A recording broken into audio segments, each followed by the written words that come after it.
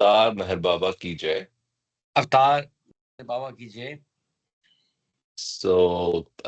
We are doing the discourses session today. So let's start with Hafiz. Over to you, Ashokji. You can start with that. Avatar Meher Baba ki Jai. Three of Meher Baba's favorite couplets of Hafiz, a mystical Persian poet, befitting a fortunate slave, carry out any command of the master without any question of why and what. About what you hear from the master, never say it is wrong because, my dear, the fault lies in your own incapacity to understand him. I am slave of the master who has released me from ignorance. Whatever my master does is of the highest benefit to all concerned. Hafiz, Avatar Meher Baba ki Jai. Over to you, Karthik. Thank you so much. So we are back on the part two of Listen Humanity. We did a couple of pages from the war, origins and effects of war. I suggest that we quickly start from the beginning and read it really quickly, and then from the point where we left it, we can slowly discuss and so that the context is not lost. Would that be fine? Yeah, that's absolutely fine. That's, in fact, that will also ensure continuity of what we did. Exactly. Yeah, yeah. So let me start reading. Avatar Meher Baba Ki Jai. Chapter 3, Origins and Effects of War.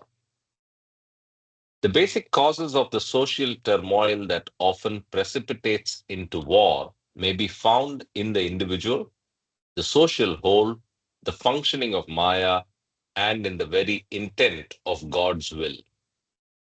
Inasmuch as these are essentially one in the final analysis, this means no more than that war is a part of the divine pattern. Insofar as war affects the individual, however, it must be understood at all the levels within illusion from which it is precipitated. The first is the level of the individual himself. It may readily be seen that most persons are immersed in their own egos and selfish viewpoints. This is the life of illusory values in which men are caught. If man were to face the truth, he would understand that all life is one, and in this understanding, forget the limiting self. But man does not face the truth, regarding himself as separate from and competing with the rest of mankind. This attitude often breeds a concept of personal happiness that creates lust for power, unbridled greed, and unrelieved hatred. Ignorant of the real purpose of life, many persons sink to the lowest level of culture, burying themselves in and contributing to the decay of forms lingering on from the dead past. Bound by material interest and a limited viewpoint, they forget their divine destiny. They have truly lost their way, and so they lay savagely about themselves, for their hearts are torn by fear and hate. So, this is the first level. The second level from which wars are bred is that of the social whole. Here, economic pressures are often cited as a major cause. Also, resistance to aggression seems a reasonable cause.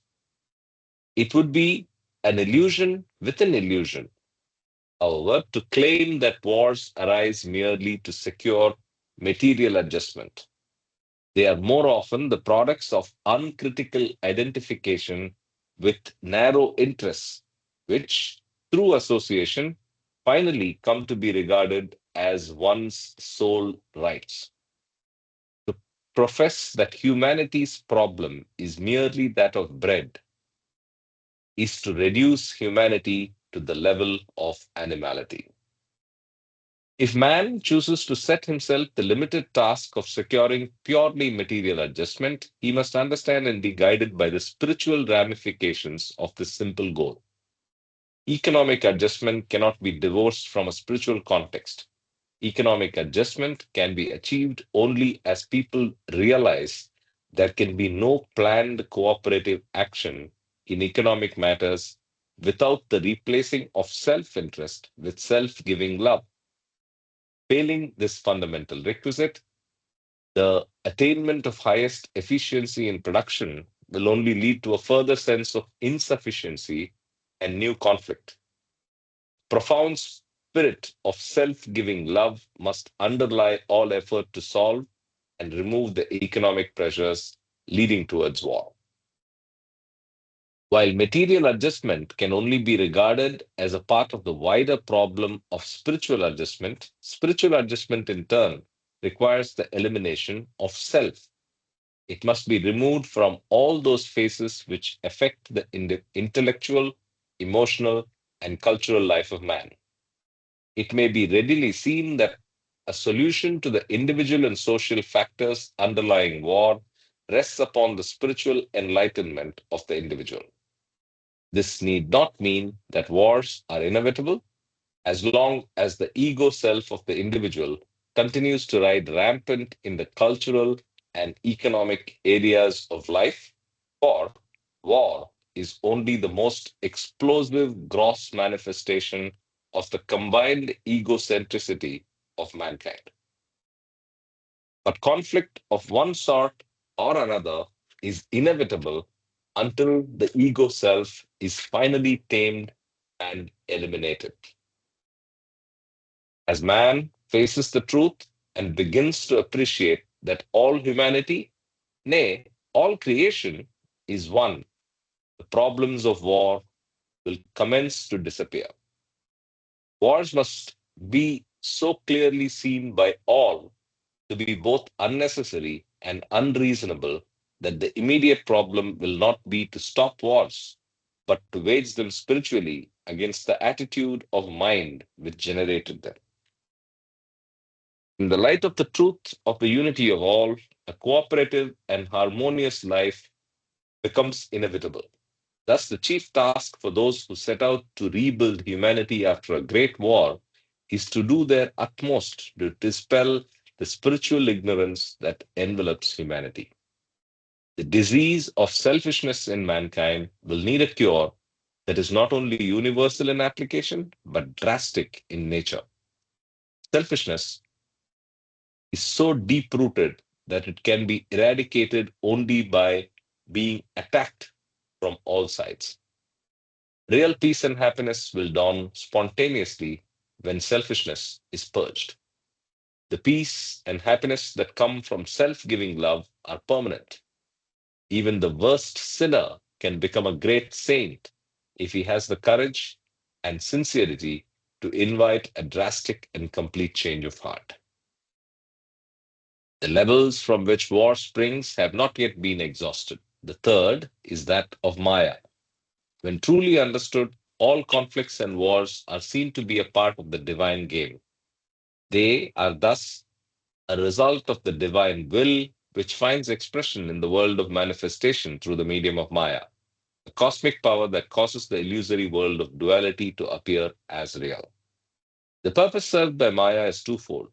It can be instrumental in trapping the mind in the duality of illusion, and number two, it can also be instrumental in freeing the mind from the grip of spiritual ignorance and bondage. Maya should not be ignored. It must be handled with detachment and understanding. Wars are the work of Maya and are either spiritually disastrous or beneficial, depending on whether they are based on attachment to or detachment from the hold of Maya. The final level from which the causes of war spring is no level at all, for it is a part of the divine plan of God to give to a hungry and weary world a fresh dispensation of the eternal and only truth. During war, great forces of destruction are afoot, which at times might seem to be dominant. But constructive forces for the redemption of humanity are also released through various channels. Though the working of these latter forces is largely silent, eventually they are bound to bring about the transformations that will render safe and steady the further spiritual progress of humanity. Regardless of the political and economic factors described by the historian as he looks at war in retrospect, from the spiritual point of view, this sanguine phenomenon is a cyclic divine ferment over which no earthly power has control. Jay There are Baba, always, yeah, can I request you to underline but constructive forces till humanity? Is this just my feeling? We should underline that, or we should re- revisit this, because when general conversation is that wars are only, you know, destructive, but here there is a element that wars are also from, but constructive, yeah, constructive that, forces for the humanity are released. I think that's very yes. In fact, when we were reading this last week, I was so reminded of the political situation that's developing in the United States, right? oh With the yes. new dispensation, and I was just thinking of how some unexpected people and unexpected forces make their appearance and contribution, and that's for the larger good, and it will never be understood or comprehended till much later. Yeah, so yeah, this is a good So thing to there are note out. spiritual forces and the universal forces which are working at you know, the creation and of wars and peace. Indeed. Jay Baba. Sure. Regardless of the political and economic factors described by the historian as he looks at war in retrospect, from the spiritual point of view, the sanguine phenomenon is a cyclic divine ferment over which no earthly power has control. Sorry for the repetition. There are always two aspects of divinity that are eternally active in the affairs of the world. In Persian, this destructive aspect of divinity is termed self glorification, and the constructive aspect self beatitude. When the self glorification aspect of God predominates, there is destruction and suffering on a colossal scale, as in the last World War. The aspect of divine beatitude, on the other hand, brings peace and plenty. These are usually the golden ages of civilization. During the phase of self glorification, divinity repels itself, so to speak, through its own creation, while in the phase of self beatitude, divinity attracts or loves itself through its own creation. The former is a negative method, the latter positive. Both must be regarded ultimately as instruments of divine wisdom to rouse humanity to its divine heritage of self realization. Is overlaps, it is suffering that rehabilitates them. Both the self glorification and self beatitude phases of God are exerted in cyclic waves and affect individuals and the race with similar intensity. As the destructive phase now begins to weaken, the constructive cycle of beatitude will gradually make itself felt. Just as the recent World War catastrophe overwhelmed the innocent as well as the guilty, so in the approaching self beatitude phase, the undeserving as well as the deserving will have equal chance of receiving divine grace provided they are awake to the situation. So full and unique a cyclic dispensation it will be. That's exactly where we are now. We are in the self beatitude phase. And if you recollect, we found out that these two phases are in Persian, Shama e Jalali and Shama e Jamal.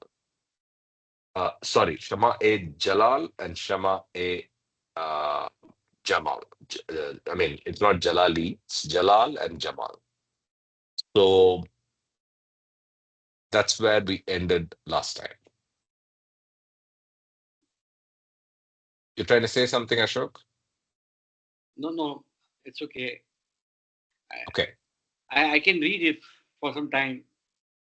Sure. Please start from where Ethics. where I stop now. Ethics. Yeah. Please go ahead. Jai Baba. Thank I'll you. read. I'll read for 15 minutes and then we can rotate it. Sure. Jai Baba. Jai. Avatar Mehr Baba ki Jai. Ethics in time of war can only be judged by the degree to which they reflect the divine plan. In war, there are two kinds of forces operative: those which make for love, justice, harmony, and the well being of all mankind, and those which work in alliance with narrow racial and national loyalties towards the selfish exploitation of others. Nevertheless, although the last great war brought great suffering and destruction upon millions of people, it was not in vain. For out of its chaos, there will emerge a new world of freedom, happiness, and understanding. He would wage war. He who would wage war. Sorry, I'll just correct myself. He who would wage war must search his heart and make sure that the ends for which he is fighting are a reflection of the divine plan. His actions will be justified only if they help to lead humanity to spiritual brotherhood cemented by an inviolable sense of unity of all human beings, regardless of class, color, nationality, race, religion, or creed. One might ask how it is that at one time the causes of war seem rooted in individual human selfishness, at another in racial and economic pressures which transcend the individual, and at still another in the divine plan of God. And how can the individual help by surviving by sorry help by striving to whittle down his own ego if the outlines of war already exist in God's text of the past and future? I take a pause here, uh, Karthik. Uh, this is like it reminds me of a seesaw where there are two forces. I mean, this is just Mhm.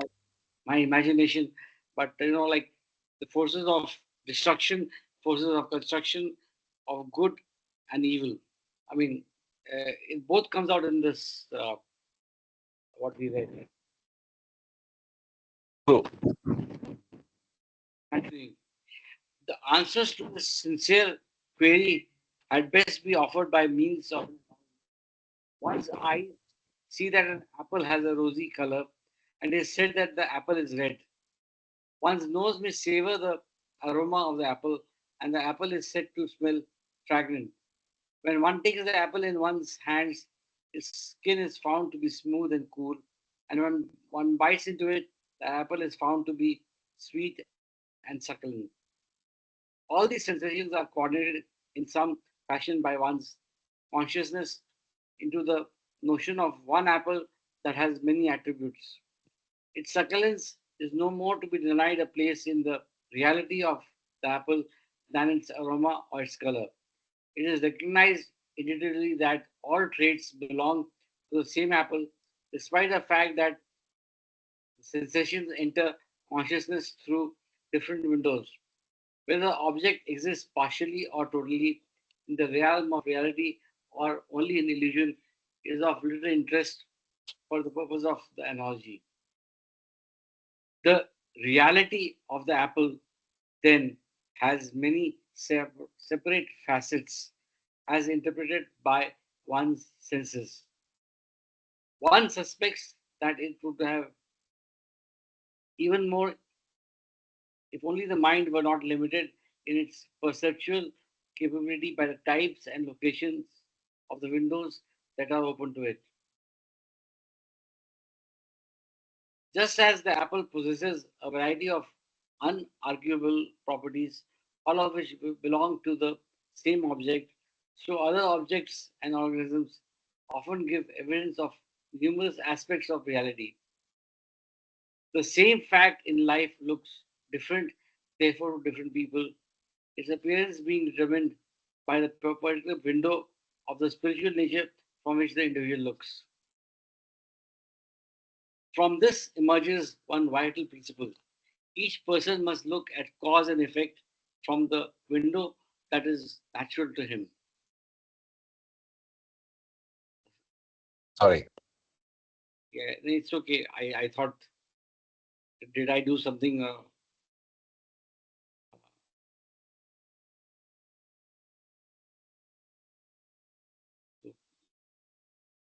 Can I just, where do I start again? 1 second. Yeah, yeah. Just start again from this para itself, from Mm. this, Yeah, yeah. I think indication that from this emerges. yeah, yeah. I'll read it again. But this is an indication that there is something very important in this, which Baba is making us read again. So anyway, that's my simple interpretation. But I'll start. Jai Baba. From this emerges one vital principle.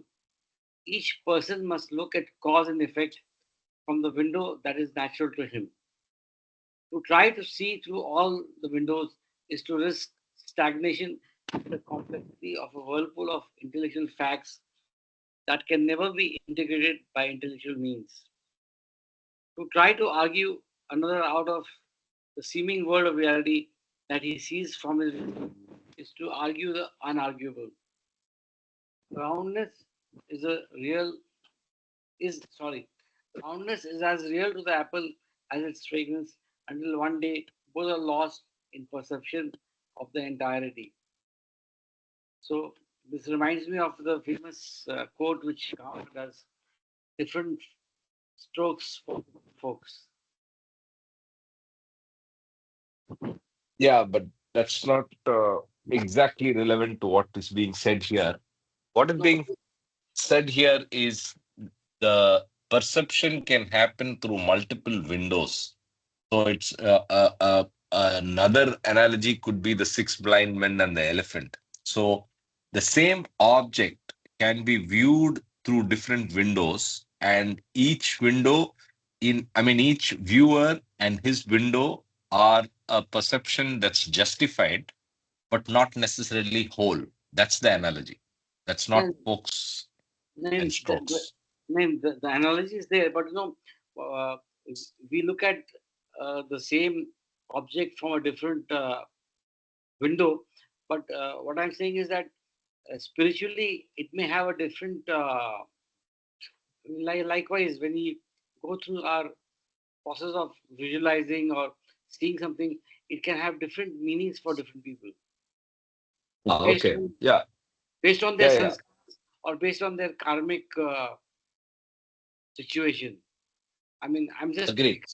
extrapolating it. It may not be relevant, but that's what It's not people an are. exact match, but I see where you're going. But different strokes for different folks would mean that each one has a custom solution based on his particular need and sanskaric makeup, right? Yeah, That's exactly not matching to what we are reading. That's it's all not I'm saying. exact. It's not exact. Okay, yeah, Jay Baba. okay. Jai Baba, Continue. Jai Baba. I'll just roll it up. So, also, it will seem to some that the causes of war lie wholly within the responsibility of the individual. For others, society will be the cause. Still, others will see the hand of Maya, and some will see the will of God. During a war, there are So now, persons. now we see the analogy working, right? So the four levels of the cause of war are the individual, society, Maya, and divine will. Now, depending on the window and the perspective of the individual, he may see it through One of those. That's the use of the apple analogy. Succulence, color, taste, fragrance, whatever. Yeah, yeah, different Yeah. qualities of, yeah, yeah, that's quite relevant here. During a war, there are persons who unveil their inherent higher selves through the endurance of pain and by acts of bravery and self-sacrifice. It is better that such unselfish action be released under the stimulus of danger than not released at all. It is better that men forget their petty selves under the pressure of the collective calamity, if need be, than remain permanently absorbed in fear and greed. Great suffering awakens great understanding in man. Supreme suffering fulfills its purpose when it awakens him finally to genuine longing for real understanding. Unprecedented suffering leads to unprecedented spiritual results. It contributes to the basing of life on an unshakable foundation of truth.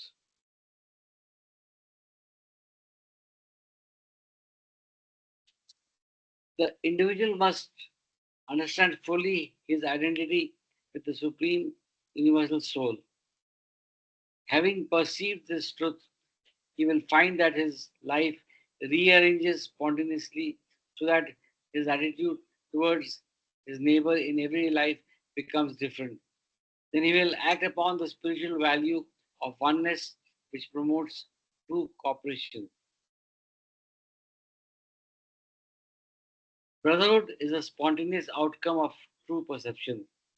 The new life for the individual is based upon spiritual understanding and is an affirmation of spiritual practicality in the truth.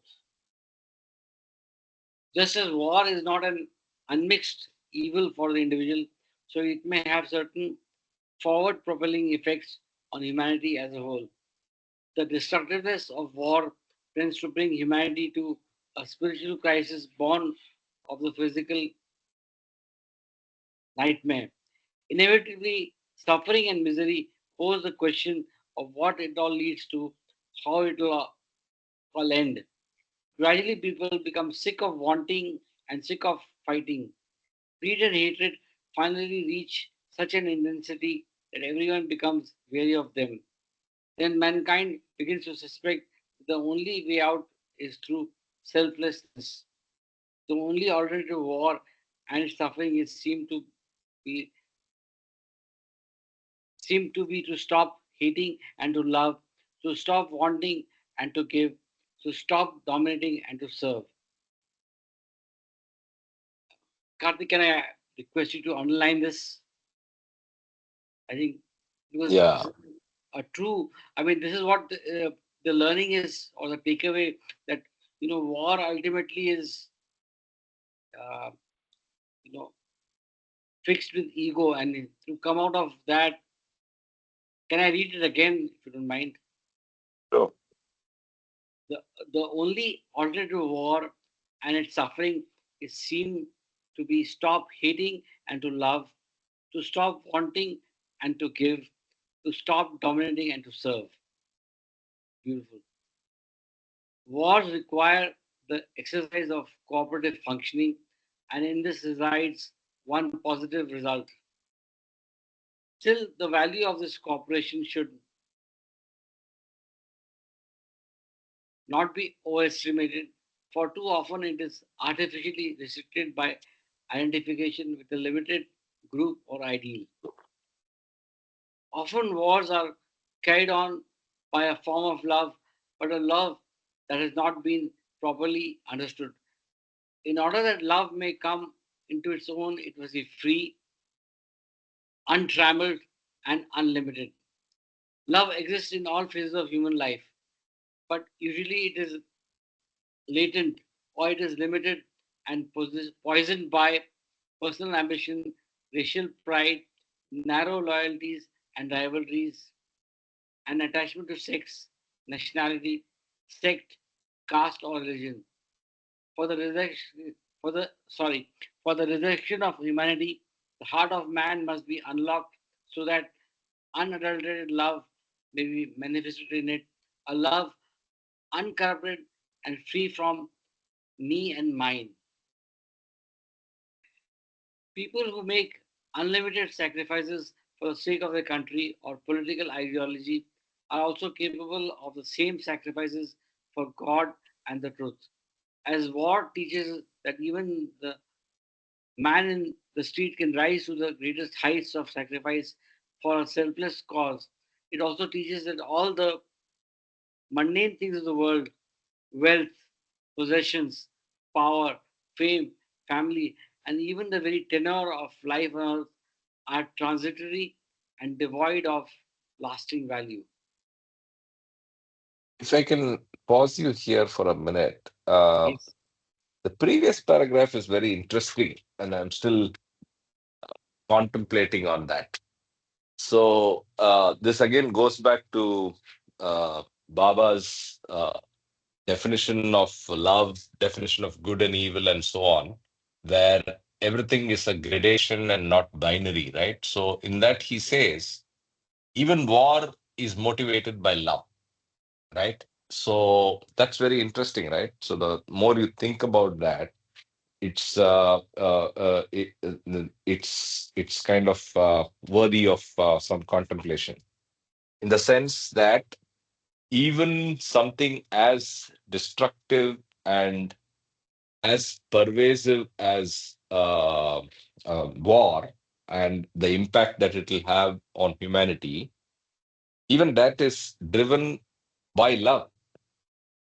And it's just misguided, it's narrow, it's specific to certain sects or certain aspects, and hence it's not the universal or selfless love. That's it. So that's interesting, isn't it? It is interesting, and this also reminds me on what we read on violence and non-violence, and that a lion devouring a deer, that's eating a deer, Yes, is also out of love. I mean, correct. so I think it reminds me of that when we read about Very, very violence correct. and non-violence, and we tried to, grade different types of violence and non-violence. So I think that also can be read along with. True, very true. Shall I continue, or Yes, please. Yes, please. I'll continue till this. In this manner, the incidents of war also win man over for God through the lessons they bring. It is now high time that universal suffering should hasten humanity to the turning point in its spiritual history. It's now high time that the very agonies of our times should become a means for the bringing of real understanding of human relationship. It is now high time for humanity to face squarely the true causes of the catastrophe of war. It is not it is now high time to seek a new experience of reality. It is high time that men have a fresh vision that all life is one in God, who alone is real and all that matters. God is worth living for and he is worth dying for.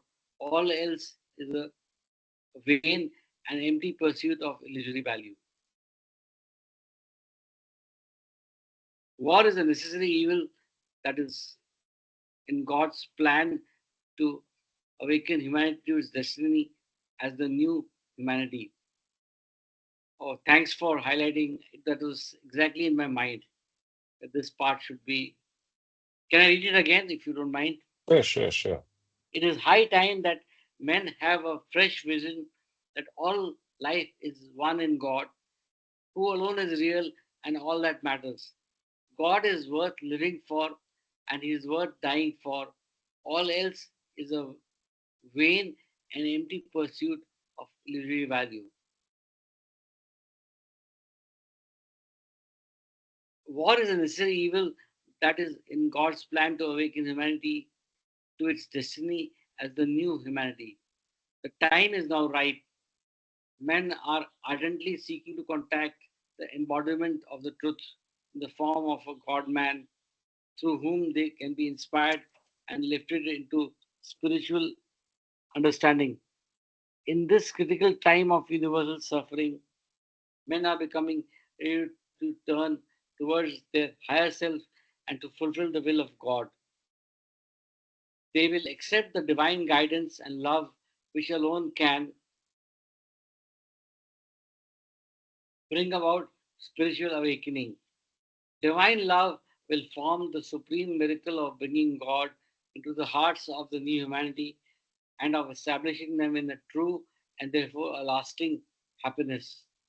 Divine love will satisfy the greatest longings of mankind, make men selfless and helpful in their mutual relations, and ultimately resolve all problems. The new brotherhood on earth will be fulfilled. The new brotherhood on earth will be a fulfilled fact, and nations will be united in the fraternity of love and truth. What will be some of the characteristics of the new humanity that will emerge from the travail of the present? It will, of course, heed science and its practical attainments. It is a mistake to look upon science as opposed to the spirit. Science is a help or hindrance to spirituality depending upon the use to which it is put. Just as healthy heart is the outflowing of spirituality, so science, when properly handled, can be the expression and fulfillment of the spirit. Scientific truths about the physical body and its life in the gross world can become a medium for the soul to know itself. However, if they are to serve this purpose, they must be fitted properly into the greater spiritual understanding that includes a steady insight into true and enduring values. In the absence of such spiritual understanding, scientific achievements are likely to be used destructively, thereby strengthening rather than weakening the chains which bind the spirit. The balanced progress of humanity can be assured only if science and religion proceed hand in hand. I can pause you here. In the Yes. context of where the world is today, what are the positive or spirituality enhancing uses of science or the directions of science which take us towards spirituality and God? And what are the uses of science that don't? Any thoughts? Well, the alternative uses of energy, the solar energy, and Thinking how of the to same, yes. how to combat Yeah. this, global warming is a useful or a peaceful use of science for the betterment of humanity, and also that could lead us to uh, sacrifice and things like not wasting power, not wasting water. I mean, and that itself is a path towards reality or spirituality. Is the advantageous use of science and its knowledge, Very correct. And and leave. obviously, anything towards war and destruction and all the technology around use for negative purposes are obviously debilitating spirituality and not really helping. Yes. Apart from that, I think we're going to see a lot of progress in the area of space, space travel, maybe sustainability, an extension to use of renewable energy. We're going to see health, right? So I think we will challenge the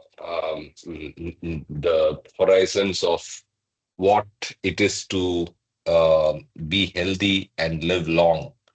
There's so much innovation going on in that space. It's unbelievable. In fact, some of it is scary. People are saying that there will be a time when you can challenge death, right? So there's a lot of there's billions of dollars being spent on all of that innovation, and some of that has yielded results. Whether it's positive or not, we do not. I mean, it's not negative, but whether it will help from a spiritual standpoint is what we have to see. Um, yeah, I think these are some of the things. That's Everything true. on wars are weapons and nuclear bombs and all the weaponry that comes up is obviously negative. Mahu, Yeah, you were saying Baba something. Jay, says, yeah, yeah, Jay who's Baba, my understanding is that, yes, the internet came because for defense purposes and then became mainstream. And nuclear fission, nuclear reaction in physics, you can use for electricity, for energy, and then you can use for destructive purposes. The invention of plastic, of course, it made it very convenient, but we are seeing a lot of pollution. From my observation, the 80-20 rule is, I think these innovations are good in the long run, but probably in the short run and the medium run, they have a destructive aspect. What we are seeing, the environmental pollution that is going on all over the world, especially with plastic and so many other things, fossil fuels. That is another, area we can look at because we are seeing the climate change. So, in fact, probably 20% of the population are benefited. The 80% are basically, even though their standard of living might go high, people are struggling today. What we are seeing today, right from the epidemic, the financial crisis, the dot-com bubble. If you see in the last 25 years, most of the people are today suffering. I see it in India, I see it all over the world. There was a beautiful article in the Guardian about San Francisco, actually, and I will send. I don't know whether I sent it, but the 80% people are indirectly or directly being negatively affected. People like us who have the benefit of Baba, yes, we are able to handle the situation, but when we see our fellow beings suffering, it also affects us. So, overall, I think technology has its benefits, but the way you use it, I think, yes, that is the challenge out here, Hey, Baba. Yeah, I think you brought a beautiful point, right? What we take almost for granted, the internet actually was created for initially for a purpose which was not really that positive. It was created for the defense, DARPA. So, and all the other things that you mentioned as well, very, very relevant. Yeah. Mahu? I have a comment to make also. Uh, couple places Boba has uh, talked about the fact that we should not be anti-science. Yes. But the question is, what is the relationship between science and spirituality?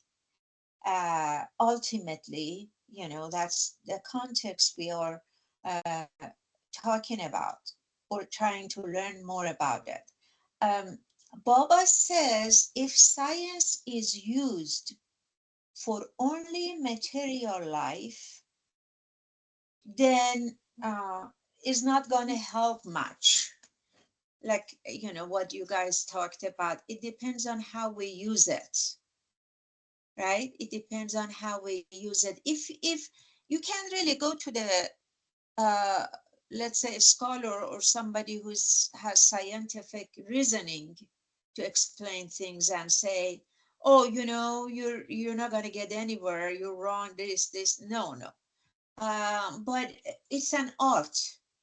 Baba says that to try to connect these two together, try to connect. And there is a film, is interesting, that we watched before the movie Secret comes out about law of attraction, but perhaps about 20 years ago. I don't know whether you guys have seen it. It's actually, the title is What the Belief Do We Know? What the belief do we know? And I think Yeah, right now, you mentioned that before as well. Yeah, oh, I did? I've not Oh, seen. okay. Yeah, I have not seen that movie. Yeah, You have? I haven't. Oh, yeah, if you're interested, please watch it. Because it talks about some of the scientific progress and quantum physics and so forth. And, well, try to explain based on the theory of probability, and so it's not what you think, it might be other things as well. And what you think or your perception may not be even right. So, yeah, I mean, little by little. Also, one more thing Baba said, before my full manifestation, before I say the word of words, the science and its progress, it's going to get into the zenith. It's going to get so high, and then they will, they know that it just doesn't go any further. It just go to certain level, and then beyond that, because science cannot express the truth. The truth is unfathomable. We Yes. cannot understand truth. We cannot use the formula or analysis to explain the truth. Truth has to be lived and experienced, and that's why science cannot really explain it. And also, Baba said scientists are the last group that are going to be joining me before I Oh, did he say that? Okay. Oh yeah, Baba said. He said Okay, interesting. scientists, yeah, they would resist a lot, and they will be the last people who will be joining me. Yeah. Anyway, I've but also you thought know, a lot about why Baba brings up science and links it to spirituality and says spirituality and divinity does not mean being anti-science. And I have my theory on why Baba did that. uh-huh. If you look at Vedanta, right? So when Baba was Rama and Krishna, and in the earlier avatars, the emphasis was on self-inquiry. The emphasis was on Yeah, thinking, questioning, and that's the route to go to God, right? right. Of course, then religion always degenerates into dogma. But if you see the religions after that, science does not get the place that it deserves in the religious context, in the Abrahamic religions, because I mean, quite respectfully, the word of God is given more prominence to over science, and so Baba, I believe, is trying to underline and reignite the spirit of inquiry and the spirit of going to realize the true values and make this journey internally to get to the true nature of reality.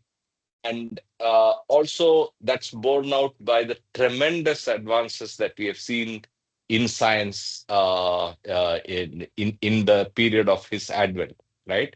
So I think that the fact that he has mentioned the place of science has also contributed to the tremendous advances in science. And I think it's more to give the place it deserves and not let humanity be bereft of science or look at science as something negative, which I think is the big thing that Baba has done in this advent. Just to And extend what you said. yeah, just to extend what is discussed, Jay Baba. So I think this line, the balanced progress of humanity can be assured only if science and religion proceed hand in hand. It's in the sixth line from the top, right? Yes. So I think that can be, I think even in discourses, there are words to exactly that effect. yes. So Yeah. basically, we have to use all the positive forces and the positive knowledge which comes from science. So ultimately, we have to use it for uh, the progress of humanity, and ultimately, the underlying theme is uh, to unite humanity with love. I think that is what True. comes out.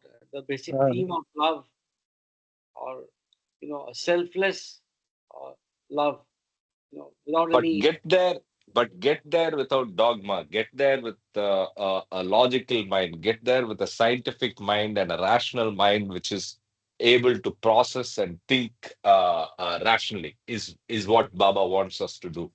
Absolutely. Is what I believe. Yeah. Thank you. Thank Jai Jai Baba, to add to what Karthik said, I think you hit the nail on the head. Self-inquiry.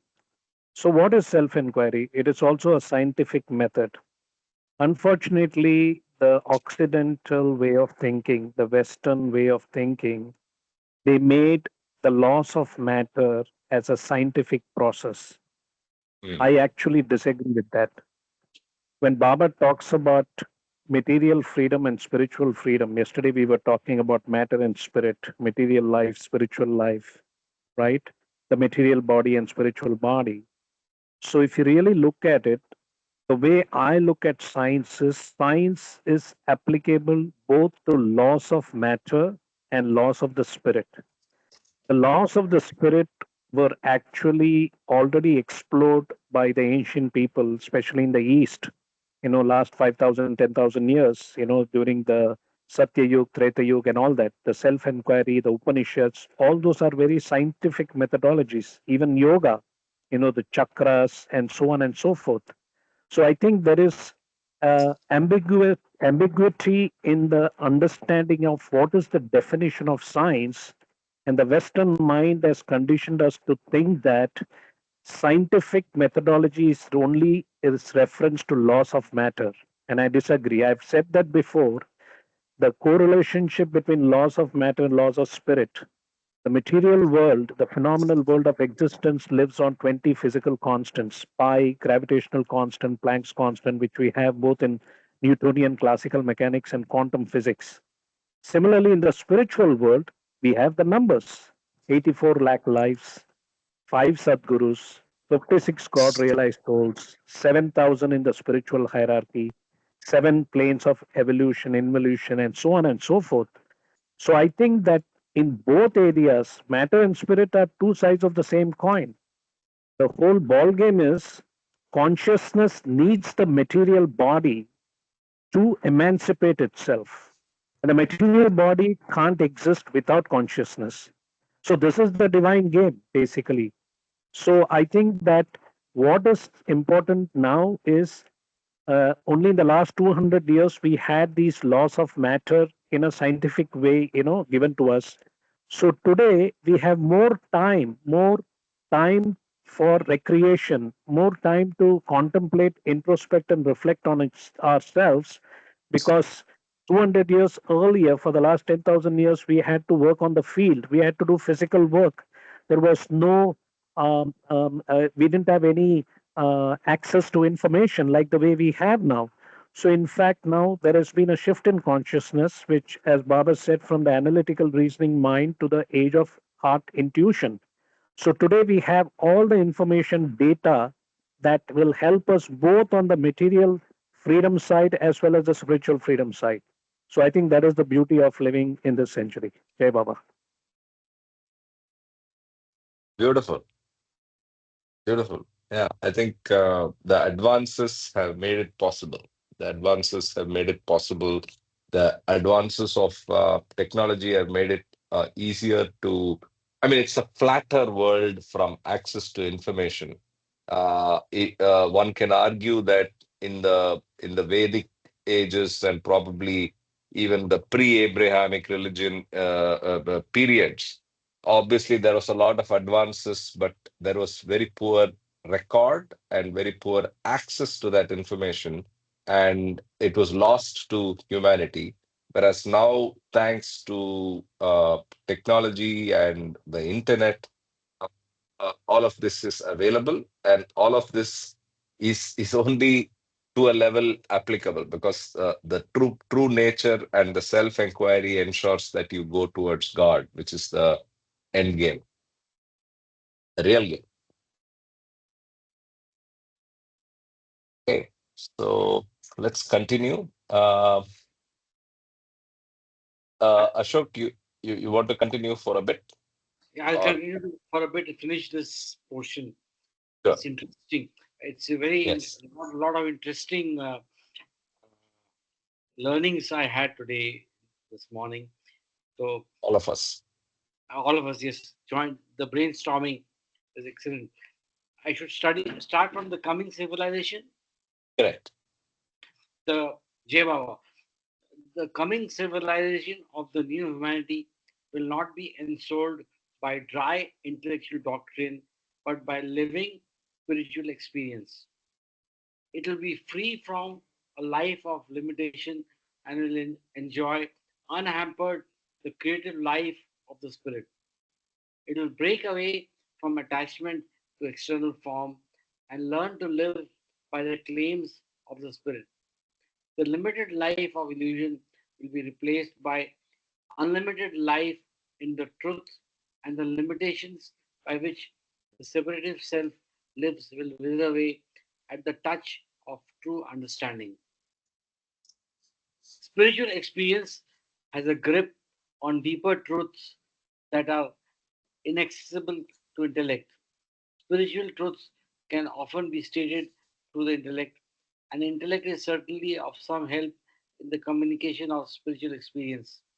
But by itself, the intellect is insufficient to bring spiritual experience to man or to allow him to communicate it to others. If two persons have had headaches, they can use the intellect to discuss their mutual experience. But if one of them has never had a headache, no amount of intellectual explanation will ever tell him what a headache is. A man must have had a headache to know truly what it is, and in order that he understands it, he may have to be hit on the head. Intellectual explanation can never be a substitute for spiritual experience. At best, it can only prepare the ground for that experience. I reread this line again. Intellectual explanation can never be a substitute for spiritual experience. It's it's rather profound, is what I felt. The fact that spiritual experience involves more than intellect alone can grasp is often emphasized by calling it a mystical experience. Mysticism is frequently regarded as opposed to intellectuality, obscure, confused, impractical, unconnected with reality, but in fact, true mysticism is none of these. There is nothing irrational in true mysticism when it is as it should be a vision of reality. It is a form of perception that is absolutely unclouded, so practical that it can be lived in every moment of life, and so deeply connected with the experience that, in a sense, it is final understanding of all experience. This is a very misunderstood term, so I'm just taking the liberty of underlining this. Absolutely. It's a you as you rightly said, it is misunderstood, and it's Correct. enigmatic. It's and often associated as something negative, whereas Baba brings out what it actually is. Yes, agreed. Sorry, please go ahead. Yeah. When spiritual experience is described as mystical, one should not assume that it involves something unnatural or beyond the grasp of consciousness. The only implication is that the experience cannot be comprehended by the limited human intellect unless it transcends its limits and is illumined by direct realization of the infinite. So let's try to take this further, right? So is something mystical if it is not conforming to the laws of nature that we are used to, but at a realm, right? So it's basically when something is not conforming to laws of nature, something becomes mystical. Is that a way to put it? Is that a way to understand mystical? No, I But think the way I look at it is it's the loss of matter, because when you look at the loss of matter, it is through experimentation and proof and observation and so on and so yeah, that's forth. what I meant. That's what I meant. Now, when I say laws of nature, I mean Mystical, basically no, no, laws of matter. laws of nature includes both laws of matter and laws of spirit, Oh, okay. because Okay. yes, the definition of nature should be the universal laws of nature includes laws Includes of both. matter and laws of spirit, because Then we are it's part laws of of matter nature. is what I'm referring to. Yes. Agree. Yes. So mystical experience is something spiritual which can't be experimentally proved. It has to be a personal experience. It's like a self actualization. So mystical experience is different from the material. It's material, mystical experience is more internal rather than external. That's one way of Yes. looking at it. Correct. Yeah. Uh, Only other distinction is one has to walk out to make sure that we distinguish uh, experience from something that our mind can conjure up, also hallucinate. So one has to guard against treating hallucinatory experiences as mystical. Temptation of the mind, one as the other. So yes, anything that can't be explained by laws of matter can be considered mystical. And mystical has many different connotations, because when you go through the planes of involution, clairvoyance, clairaudience, these things are one way of looking as mystical. And Baba said we should not get attached to any of these, because these are part of the grand illusion of a higher degree. Of course, Correct. they lead us, when we are going on this spiritual journey through different planes, veiled or unveiled, you are definitely going to experience these kind of mystical experiences. But one should not get attached to them and become all, like deluded by them, which is what happens to all these so-called Babas, Hey, Baba. Yes. Yeah.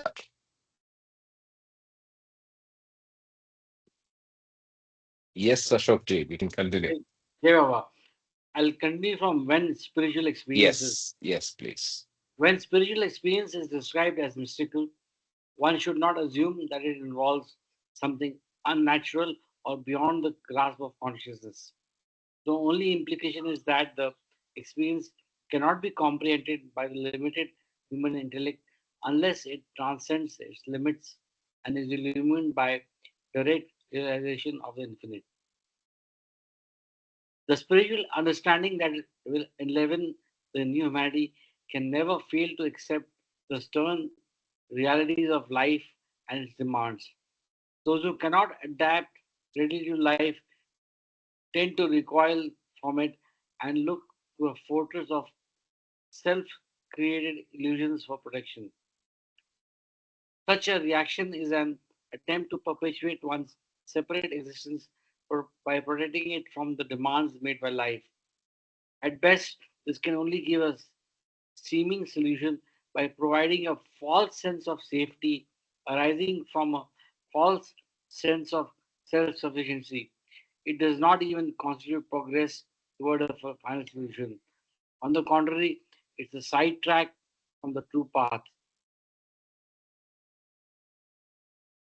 This paragraph is really nice and is important even for the youth who get who lose sight of uh, what they have to do in life and the demands of life. It says that uh, I'll just read the first line again.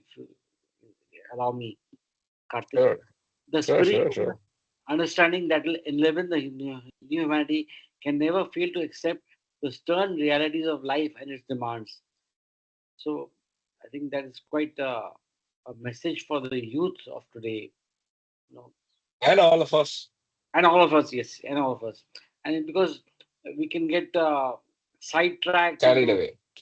carried away, yes, yes, yes. That's the right word. Thank you. Again and again, fresh and irresistible waves of life will beat upon man and dislodge him from the illusory shelters within which he hides. He will only invite fresh forms of suffering upon himself by trying to escape to preserve his separative existence. Only, He will only invite fresh forms of suffering upon himself by trying through escape to preserve his separative existence. Beautiful. yeah, it's beautiful. Yeah. And and if it is also relevant for the mass abuse of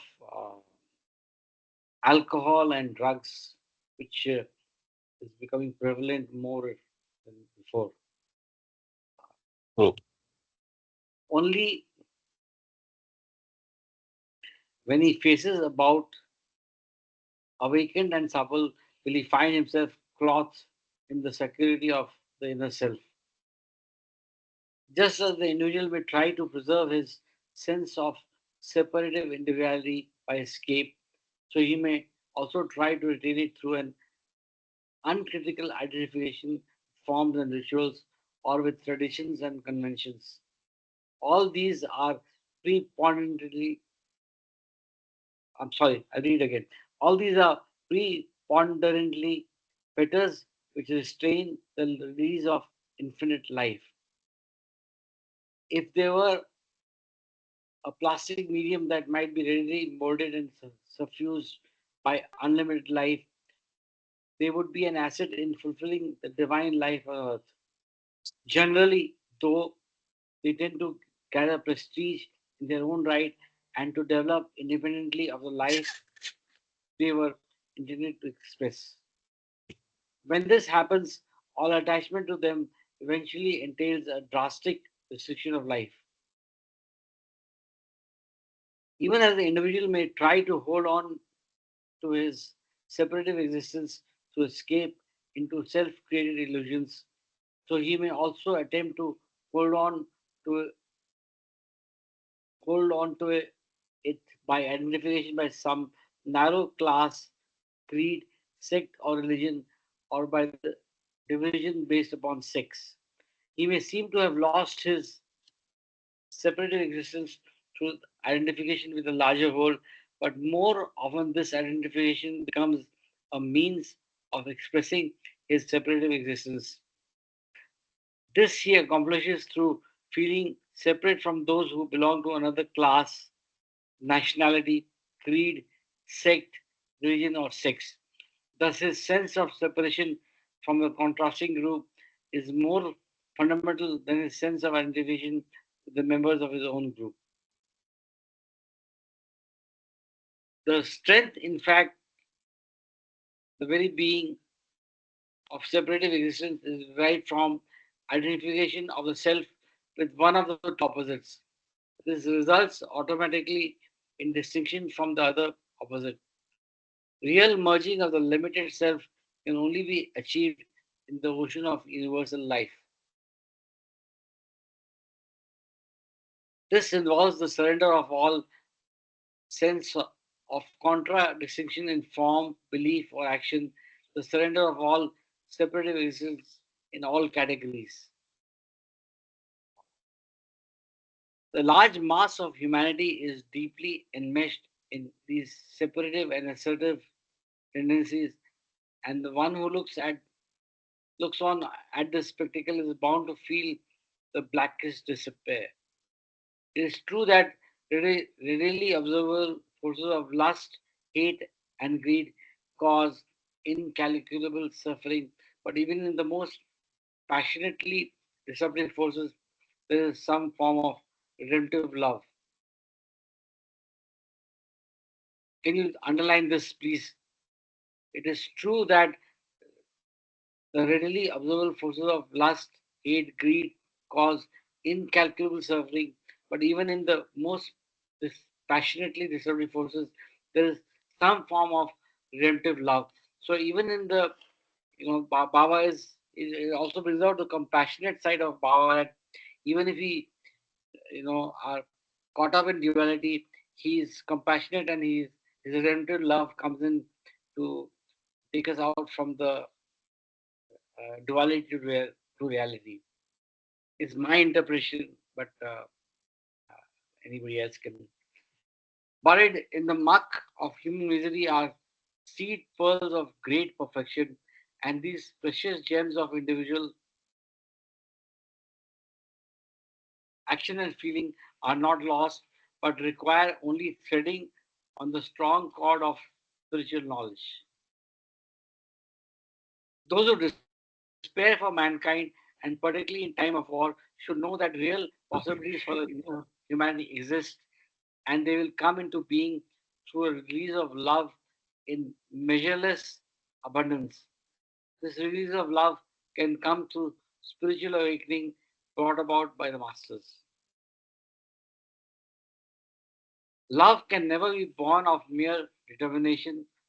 Through the exercise of will, one can be beautiful at best.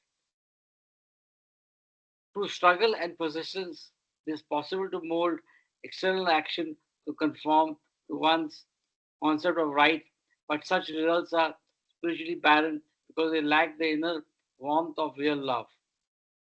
Love and coercion can never sit side by side holding hands. Love springs spontaneously from within, but although love can never be forced strong or one another, it can be awakened through love itself. Essentially, love is self communicative. Those who do not have it catch it from those who have it, for one cannot absorb love without making a response. Regardless of the barnacles which may cover the surface, the response is stamped by the nature of love. The secret of true love is that it is unconquerable and irresistible. Even the one who resists its approach is lost as he springs to plug the hole through which it is flowing past the walls of his heart. It races behind him, and he turns only in time to find himself surrounded and borne aloft on its irresistible might. True love gathers power and spreads itself until it transforms everyone it touches. True love gathers power and spreads itself until it transforms everyone it touches. Humanity will attain a new mode of life through the unhampered interplay of pure love as it spreads from heart to heart. When it has been recognized that there are no claims greater than those of the universal divine life that encompasses all, then love will establish peace, harmony, and happiness in all of the social spheres, and it will shine forth over all in its unequaled purity and beauty. Divine love cannot be dimmed by the clouds of duality, for it is an expression of divinity itself. This is really profound, this whole Yeah, paragraph. agreed. It is through this very divine love that new humanity will tune itself to the divine note. Divine love will not only introduce imperishable sweetness and infinite bliss into personal life, but it will also be the means by which the new humanity will be made possible. Through divine love, the new humanity will learn the art of cooperative and harmonious life. It will free itself from a tyranny of dead forms and release the creative life of spiritual wisdom. It will shed all illusions and become established in truth. It will enjoy peace and abiding happiness. It will be initiated into the life of eternity.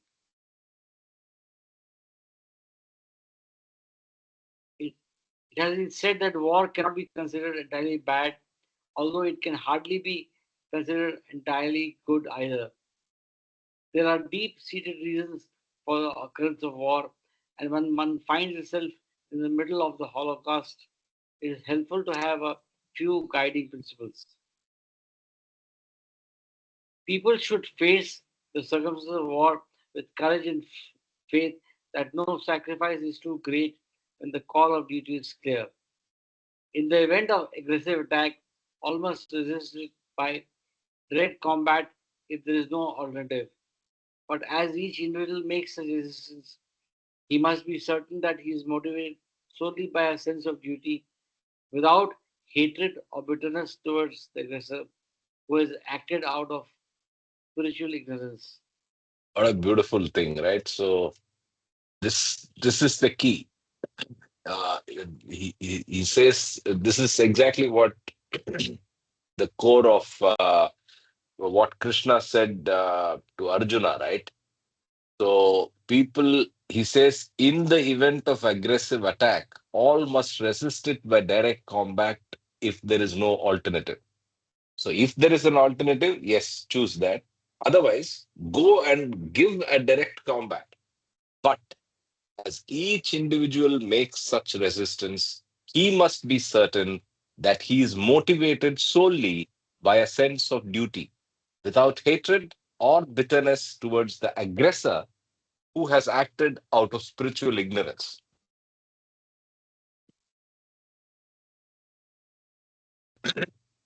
It's beautiful, and as you rightly said, it brings out the essence of the Bhagavad Gita. Correct. Further, he Let me must not. actually let me mark it out. Yeah, go ahead. You can mark it. Yes, it's good. It's a good learning. And Yeah. just to add, Karthik, if I'm not uh, moving off track, so before we have a direct combat, we can try to have diplomatic means or some other means of avoiding war. That's also mentioned. He says if there is no alternative. Yeah, yeah, So all alternatives should be explored and then you give it up. yeah, yeah. Correct. So further, he must not be insensitive to the suffering inflicted. On the contrary, he must render every possible aid to the victims of war. The fact that a person is a spiritual aspirant does not release him from his duty to the society whole, to the social whole. Social whole. Sorry. This may involve some deep soul searching because spiritual aspirants tend to be indifferent to war on the grounds that most wars are actuated by purely material considerations. It is a mistake to divorce spirituality from material considerations, for the latter have some spiritual importance. It is not by ignoring human suffering, but by handling it with creative love that the gate is open to life eternal. It is not through callous indifference, but by active and selfless service that one attains the transcendental and illimitable truth that lies at the heart of the illusory universe. Spiritual aspirants are rooted in the conviction of the reality and eternity of the infinite soul. It should be easy for them then to stake life itself on the performance of a duty that springs from the claims of the spirit. The duty of spiritually enlightened one is an extension of the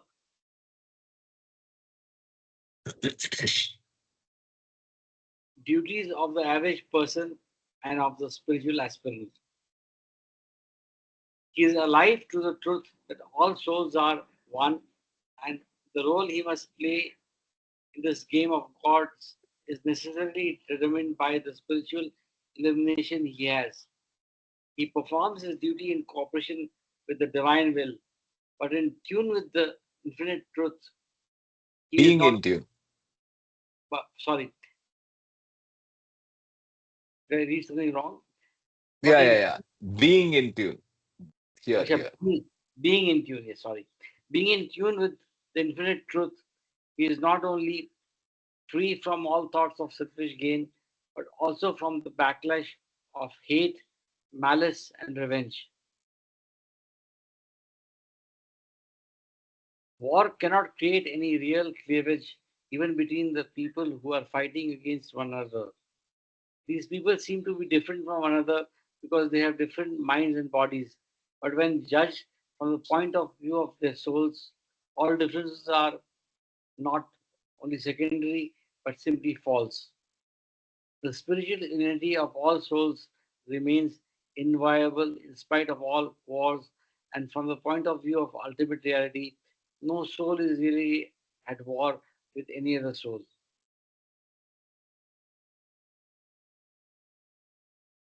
There can be a war between ideologies which may extend to and involve the minds and even the bodies of the people, but the undivided and indivisible soul remains one in its unimpeachable integral unity. Any discussions or should I take a If you're pause? tired, I can take over, Ashok. No, you're not well, so I don't want to No, be. no, no. It's okay. I'm okay. Or if somebody else wants to, Actually, there is one going on that it has taken its new life, but you know, but for years it's been doing, the war between the ideologists, Jewish versus Muslim, Yeah. or during India time. Remember? Yeah, Yes. that Yes. India divided to two, and then the Muslim part became Pakistan. So yeah, I mean now they talk about land, Gaza, and all that stuff. That's not it. It's about Yes. what Islam wants to do to rule the world, and Jewish doesn't let them. Bottom line. Anyway, Yeah. Jai no Baba. one knows I would like that. to read, Karthik. What is that? I would like to read. Oh, yeah. Please go ahead. Okay. Is it from all? Ashok ji, thank you. All those. Yeah. Thank you for reading, Ashok. You went longer than normal, but no, yes, you were going with the flow. Thank you. Ashok Norm, likes go to ahead. read from the beginning to end. thank you. I just got carried away. I should have. That's all right. We're joking. Okay. Jai Yeah, yeah. Baba. Norm, go ahead from all those. Yeah. All those who must undergo the rigors of war have great need for equanimity. It will be profitable to remember that the soul remains scathed by the destruction of material things, and death itself is only a gateway to further life. Therefore, those who play their part well in the divine game should remain unmoved by bereavement and loss, imparting, imparting to others a spirit of cheerful resignation to the divine will. Due to the lack of spiritual insight, sufferings of war inevitably embitter many persons, and they need to be helped to recover a sense of the unspoiled sweetness of life. Those who have been initiated into the eternal values of inner life must assume the responsibility of driving away unwarranted gloom and depression and cheering those who are in deep sorrow. When crisis is upon one, let one's thoughts not be for the self, but for others, for the claims of the divine self which exist equally in all. War cannot be justified merely because it brings certain spiritual qualities as byproducts, for those qualities can also be developed in time of peace. It is time now for humanity to develop a spontaneous spirit of love and service rather than require the stimulus provided by danger to participate, sorry, Precipitate. yeah, to precipitate unselfish action. All should face the crisis of war with patience, fortitude, and self sacrifice, never forgetting that the redemption of a distracted humanity through divine love is much closer than one dreams at such a time. So Wow. we should have empathy. No, and the last para rings true. Unfortunately, even 6, 7 decades after it has been said, right? So it rings true now, and I hope we draw this war to an end in a way through divine love, and it causes very less damage going forward. And we can only uh, play out in the light of what we read in this whole chapter. We should accept the will and the divine will in what happens in the war, and pray that love prevails. Yeah. Yes, Jai Baba. Yeah, Baba. Yeah, Baba. Namita ji, you did the final closing, which was really great. And Karthik, I'll request you to underline this last paragraph. Underline or Yes. highlight. In my opinion, this is a universal fact, you know. Wars have been, going on for centuries, for aeons. Uh, they become the focus of attention at a given time, and then they settle down, like a river. It's like calm and quiet and as if nothing happened. I don't know what lessons Baba wants humanity to learn from it, because we really don't learn from our previous mistakes, do we? And of course, now look at the two Germanys, as if nothing happened. And they saw the worst of, wars and, so much Conflict. hatred during that time. Now, as if nothing happened. I, I, I sometimes wonder, why does Baba allow these wars to take place in the first place? And what is it that the humanity doesn't learn, and it keeps on going on and doing the same thing again and again? It always occurs to me, and I don't get an answer. Anybody has any answers?